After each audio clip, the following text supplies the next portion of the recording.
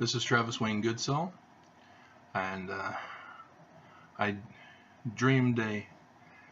was dreaming a new dream when I woke up, and in that dream I dreamed that I was in a land that was full of lion head statues. Even the clouds were formed into lion heads, and the lion head statues were all on pedestals, just like the Greek and Roman pillars. And then there were birds on telephone wires, and I was having to dodge the bird droppings. But this past weekend was the Church of Jesus Christ of Latter-day Saints' April General Conference. I was born and raised in that church. I no longer affiliate with that church, even though I'm still technically a member. So their statistics still show me as one of the numbers on their stats, but I no longer affiliate with them, and instead I work to rescue Mormons from Mormonism. The reason why I try to rescue Mormons is because I know what Mormonism is about. I know of the fascism that they embrace.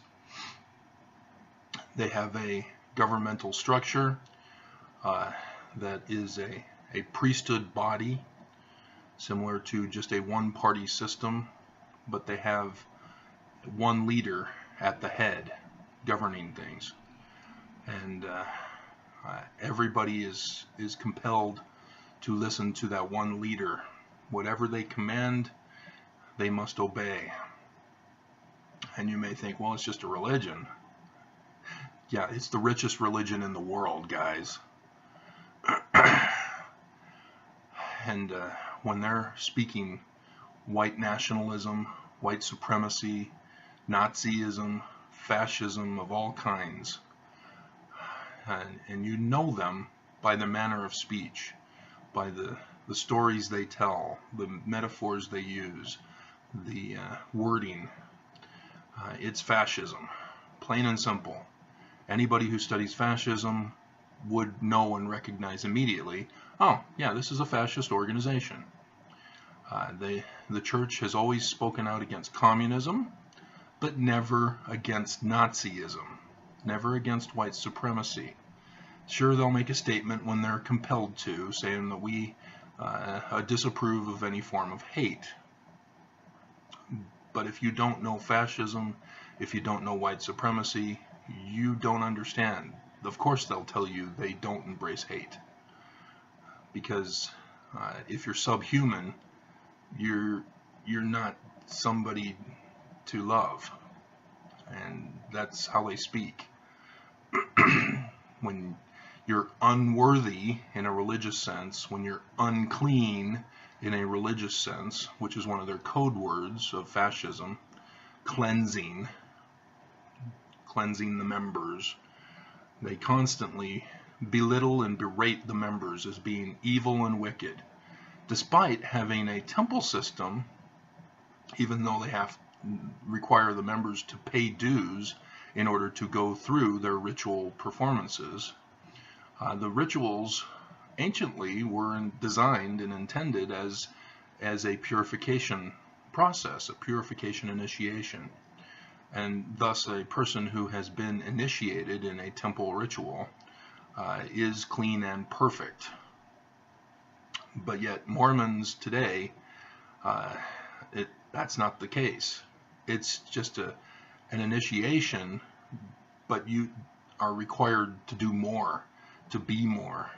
And so the church, despite their members being Christs and being saviors, they still call them worthless scum and demand repentance.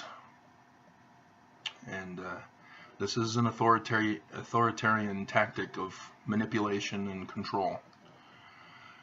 And that's the need for rescuing Mormons out of Mormonism. And it's a hard row to hoe, despite the 13 million that have left so far. It's not showing on the stats, but yeah, you've got people who don't attend. And once we get the individual stats from every nation, then I'll be able to verify and confirm what's really going on. But already the general numbers indicate that it's still the same amount that has left the church and is no longer active. Interestingly, the president, the leader, Russell M. Nelson, got up and announced in one of the sessions that time is running out. He was specifically talking to those who were not members or who were excommunicated, wanting to come back, and he told them, you need to hurry, time is running out. And last year he made a comment, in the coming days. It turns out he was referring to the news and the press criticizing the church for wanting to build a temple in Russia. You don't build in Russia. I've had dealings with Russians for years now. For some reason, they've singled me along with others in our government as if I'm somebody of the equal stature. I don't know why, but that's the case. And on my YouTube channel where I post videos, and it looks like because of the timing on this one, I'll be posting on there as well and before I put it on my website here. They've done all sorts of manipulation and misinformation campaigns. They pretend to be Mormons on several occasions, and they think they can do battle even though they know nothing of Mormon doctrine. I had to ban a Russian yesterday for quoting Mormon scripture from their Book of Mormon, as they call it. And when I replied, I referred to the context of the passage he was referring to, and then he replied by saying, I never said nothing about that character. He knew nothing of the passage from which he was quoting. He just found a quote, it sounded good, and he used it, and I threw it back at him, and he was oblivious as to what I was referring to in my response. And so, yeah, these Russians know nothing. You know, they're intelligence, but yet they don't do the necessary work to do a full attack. They perform insufficiently. They don't do a full background check and research on the subject matter. And as a result, I'm able to confound everybody who dares attack me, whether it's Mormon who don't understand why I'm trying to rescue them, or Russian who know nothing about what they're talking about. They're just trying to attack me with the misinformation, trolling. But YouTube is set up in a manner where people can put thumbs down and verbally abuse people with the thumbs down process. And so Russia has also been doing that to make sure that they have a dominant thumbs down force on my videos. And so, yeah, I've used that against them as I called upon them on YouTube to give me views on my YouTube channel. And over the weekend, during the priesthood session, when it was morning for them in Moscow, they complied for that one session and added to the other sessions during that time. And so yeah, I had massive surge of views thanks to the Russians, but they were selective on which videos to do, and so, you know, take what you get. And of course I joked about collusion is no longer considered collusion in this nation. But this isn't involving national security. It's a counter intelligence attack on Russia to turn my enemy into my ally against another enemy, and that being the church. And so realizing that the majority on my YouTube channel is a Russian attempt to misinform people, singling me out, I realize that I'm better served on my website here. And so this video is intended for my website only, though I'll be using the YouTube format to put this on my website. But I'll make downloads and audios for you to download and listen to on the website. Over the weekend, Kirstjen Nielsen got fired. You know, she says she's resigning, but no. She was in a meeting with Trump where Trump was chewing her out because Trump was not able to close the border. Trump was not able to do away with Obamacare, and he's not been able to do other things that he's wanting to do, take away Medicaid and Medicare, and as a result, Trump got slammed last week.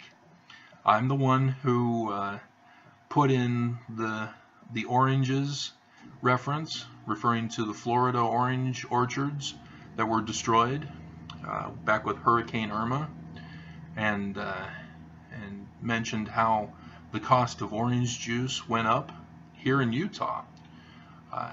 And businesses in the orange industry decided, hey, this is an excellent opportunity to raise prices on customers. And so I pointed that out as a reference, that one crop resulted in a hike in price, and so too will closing the border, but it will destroy the whole nation. That's what Trump's plan is. And Trump's not happy when people tell him he can't do something that he wants to do. The people just don't get it. He's not running a government. He's hiding from the law. He's a criminal. He's a crime boss. He's in conspiracy with Russia, because Russia bailed him out so that he can maintain his lifestyle of being a billionaire by laundering money through Deutsche Bank. And then Barr was put into the position to shut down the Mueller investigation. It was shut down. It was not over. They still had Stone's documents and records that were recovered at his arrest. They had indictments that were all lined up from those who lied to Congress. Over 80 people, transcripts sent to the FBI for disposition. And Stone was one of those who got busted for lying to Congress, as well as Michael Cohen. And so what's going to happen with these? Nothing, because Barr shut it down. He's obstructed justice. He too is sacrificing his career and reputation on the altar of Trump. And with Kirstjen, she too did the same thing, as she lied before Congress, saying that cages were not cages because the cages were bigger than dog cages. I'm surprised Congress didn't hold her in contempt and lock her up. But Democrats are wusses. They have no backbone. They talk tough, they do subpoenas and go through the process, which takes delays and long periods of time to finally see through. And see, Democrats don't care to remove Trump. They know that the House can't do it. And so all they're doing is posturing for the 2020 election. But they don't get it. The Democrats are not going to win because Russia is still attacking us. They have a cyber force that is attacking us. They control our power grids. They have our computer accesses. All they have to do is reach out and shut somebody down. They can shut down this whole nation, put us back into the Stone Age. We are at their mercy because of our president, who is conspiring with them against us. And he fools people. There are Trump loyalists still who think Trump is making America great. He's not. You're suffering because he's not doing his job. He wants to destroy America. When the acting Health and Human Services Director takes position, it'll be up to him to follow Trump's orders, to shut down the government, to shut down your health care, whether you're on disability or whether it's Obamacare, and other things that Trump wants to have implemented. And all because Trump wants to keep himself from getting in the courts, punished for his crimes. And he's ripped you guys off. All New Yorkers know Trump is a fraud and a scam, but apparently the rest of the nation didn't catch on. So that's what to expect this week. Is now that Kirstjen is out, the acting director will now be responsible for following Trump's orders. Because Trump doesn't want to wait until after the election to do these things. He wants things done now.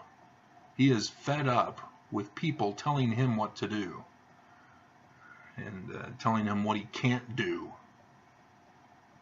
And so yes, he's trying to put in new guys in the Fed to collapse the economy because he wants the Fed under his control. And so Herman Cain and that other guy, that's puppets for Trump. And if they don't do the job as Trump wants, then he'll fire them and get new people until finally somebody will do what he wants. That's what he keeps doing. You know, now he has a CIA director called Bloody Gina because he believes that she will restart torture on his opponents. You know, our enemies are no longer our enemies, they're Trump's friends now. And so we're not torturing our enemies, we're torturing our opponents. And he put Bloody Gina in the position to make that happen. And then Bolton, he's the warmonger. And so, you know, he wants to declare war against his opponents, not against our enemies, our opponents. And so Bolton may not be the man for the job because Bolton wants to declare war against our enemies, but they're Trump's friends, and so he's compromising himself by being with Trump.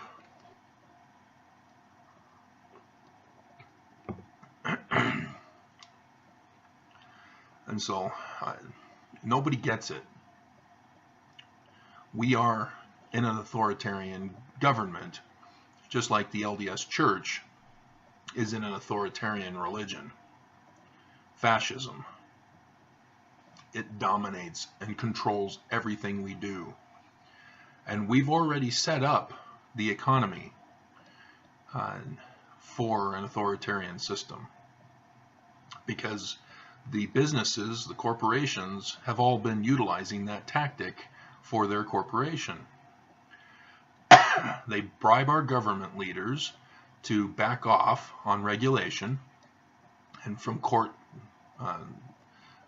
lawsuits, and as a result, we the people suffer. We can't take businesses to court. It has to go through mediation, and if something serious happens, the corporation just gets fined a little slap on the wrist, and they continue to do business as usual until the next person sues. And in the meantime, they make billions of dollars while their employees live in poverty, struggling to survive. And that's where we're at in this nation. Businesses are milking everyone for as much as they can get out of them, destroying them financially, putting them in prison with creditors who are not affiliated with the business, and therefore the creditors are allowed by law to have people thrown in prison for being poor. So we're under attack. It's that simple. This is a war, a civil war. And it doesn't have to be declared by Congress, because Congress is in on it. We are at war. We the people are suffering. And apparently there was a protest last Thursday. But so what? Protests do nothing. You need civil rights protests like we had in the 60s. We need to reinstitute those, because that made change. These protests that we're having now, they're just a publicity stunt. They do nothing. In Florida, when the school shooting happened, the kids protested. And the Florida government, what did they do? Oh, they changed laws all right.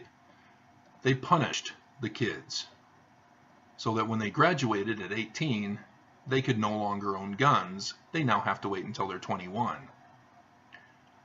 See, the age of an adult is 18 in the Constitution. It was amended from 21. All states have to comply with that. 18 is when people are to be treated as an adult. If there is anything that people are banned from when they are 18, just because they're not old enough, that's a violation of the Constitution. The Constitution has three main rights, which are laws. When those rights are violated, it is a violation of the law, and thus is a crime. Those rights are life, liberty, and property. It is that simple. It is not complex. It is not law for the organizational structure. That's just the vehicle by which our founders wanted to implement protection of our rights. The Constitution is for we the people. That's in the preamble. We the people, in order to form a more perfect union. And so the three branches of government are ordered in the Constitution to follow the Constitution. And the Constitution says that they need to protect we the people, not the business structure, not the economy, not the government themselves. We the people, to be protected of life, liberty, and property. Yet we are the nation that incarcerates the most per capita of our citizens. And the majority of them are for nonviolent offenses. And the majority of them are for people who are non-white. Except here in Utah, which is a dominant white country, a nation, state. It can be a nation. It was a nation at one time. It's called Deseret under Brigham Young. He was king. The United States dethroned him, and the church was not happy with that to this day. So they don't like the Constitution. They don't like America. And so when when your life is threatened, such as being poisoned by your drinking water with lead poisoning, or fecal matter that gets into your water supply, giving you E. coli bacteria, when your food is contaminated with poisons and E. coli, when your air is polluted, all these things, land, water, air, we're being killed, murdered by our own government, by corporations who bribe our government to back off and let them kill us, murder us. Because that's what it is. It's murder. It's not killing. Killing is when you're in war and you're ordered to defend your nation. This is not the case. This is an attack on America by Americans in charge. And so, how do I rescue Americans from America? Because that's another thing that I'm trying to do. We are under attack. And we need to rise up and take back our government and restore a constitutional republic. Notice that both sides do not talk about a constitutional republic. They talk about democracy. And what they mean by that is they want to be the majority ruler. That's what a democracy is. Majority rules and minority loses. And then they may say, somebody may say, oh, well, we're a republic. But they don't specify that it's supposed to be a constitutional republic, not a representative republic, which is an authoritarian fascism, not a socialist republic, which is by definition in the USSR, a socialist republic. Communism. And so we're not supposed to have party groups in our government. It's supposed to be individual citizens who want to protect we the people. Not protect them, not protect business, not protect a foreign enemy who wants to attack and destroy us. They're supposed to protect we the people. Trump does not want to do that. Trump wants to destroy us if everybody doesn't just back off and allow him to continue to commit crimes and make money off of it.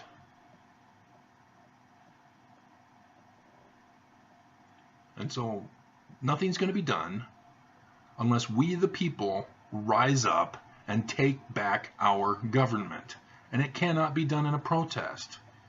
When fascism roamed our streets after Trump was elected, a group called Antifa, anti-fascist, emerged to defend America against the fascists. But they were soon quelled in their attempts, and Trump declared them a domestic terrorist group, but leaving fascism alone.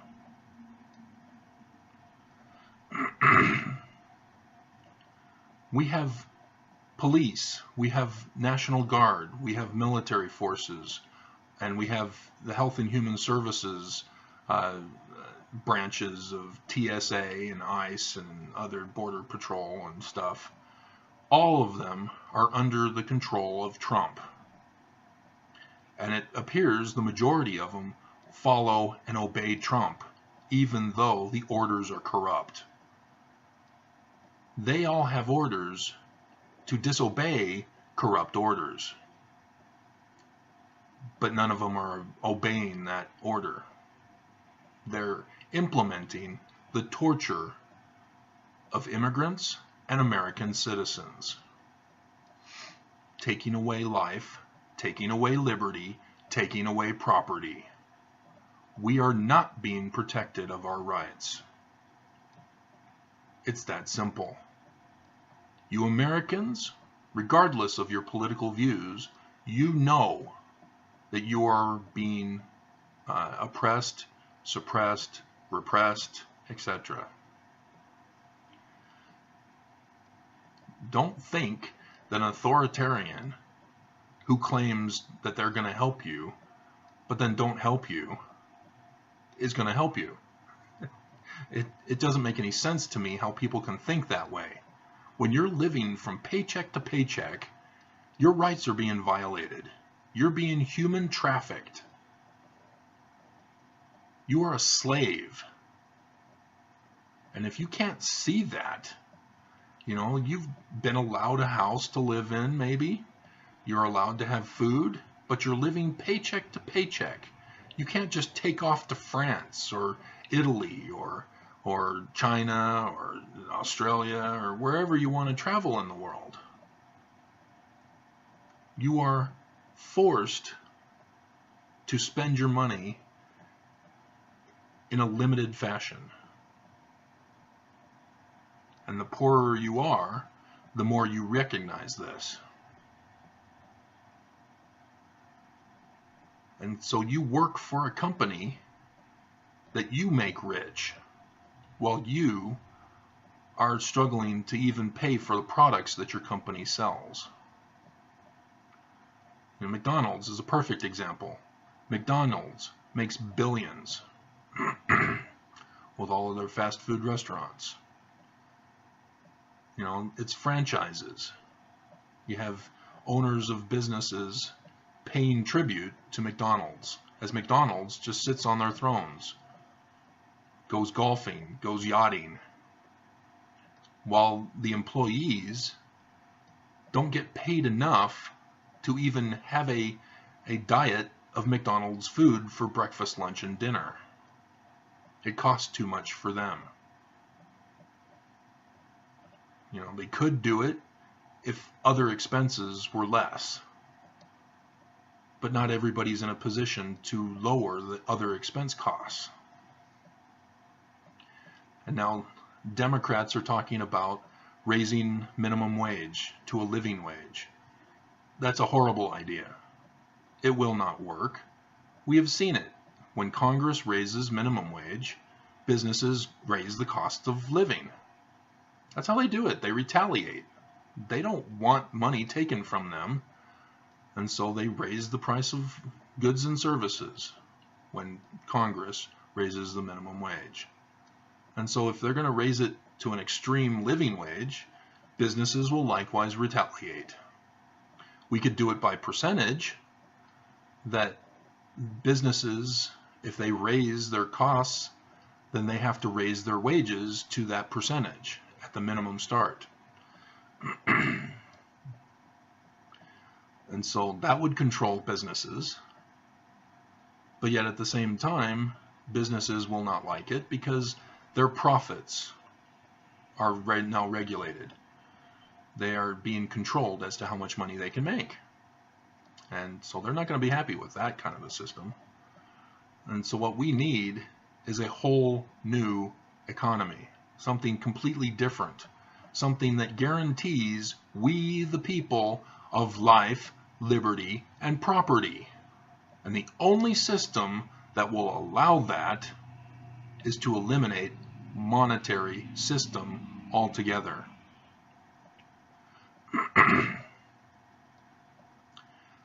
And I've already got that plan.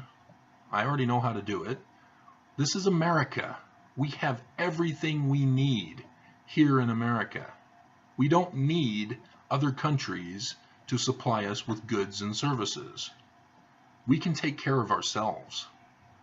This land is a promised land, literally, because it has all the resources we need. All we have to do is manage them properly, recycle them. If we take a tree, we need to plant a tree. That's why we're having the CO2 crisis, is because we're taking out all the trees. Trees put out carbon dioxide, or we, humans, animals, put out carbon dioxide. Trees take the carbon dioxide and through photosynthesis put back oxygen into the air. It's the cycle of life. Cycle of breathing in that case. Cycle of life is death and and utilizing the ash to produce new life. But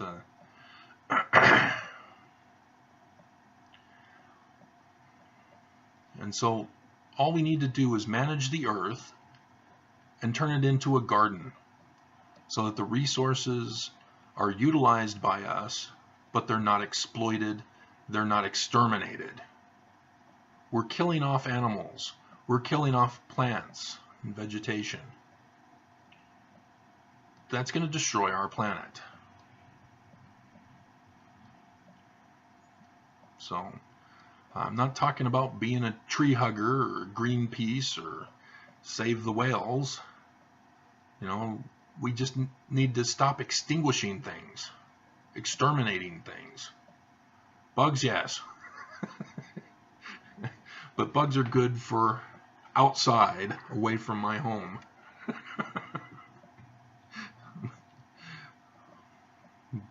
So we're in a crisis, America. We are under attack by those who control us. And so we, the people, need to rise up and take our nation back before they exterminate us.